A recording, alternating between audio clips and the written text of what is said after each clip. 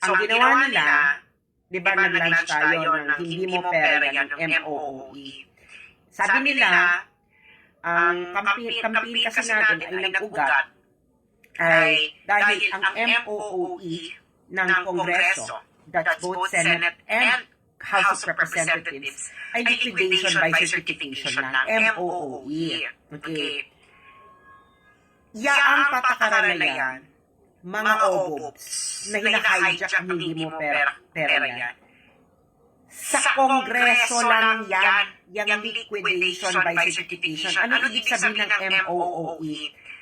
Maintenance and other operating expenditures. Ito po yung budget sa office. Okay? Pambili ng office supply,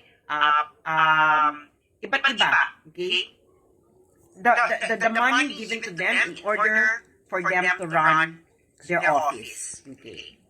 So, ngayon, ang ginagawa nila, inano nila yung MOOE noon ni Duterte.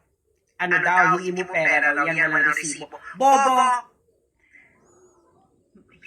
Ang MOOE ng Presidente at ng Vice President, kailangan ito ng resibo sa audit. Naiintindihan niyo? So ngayon, titingnan niyo yung audit report, kayo mga trolls. Hindi yung gagawa kayo ng na hindi niyo alam kung ano yung pinagsasasabi ninyo.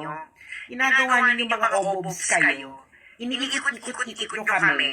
Hindi niyo naman alam yung pinag-uusapan. So halatang ginagawa ninyo yan para,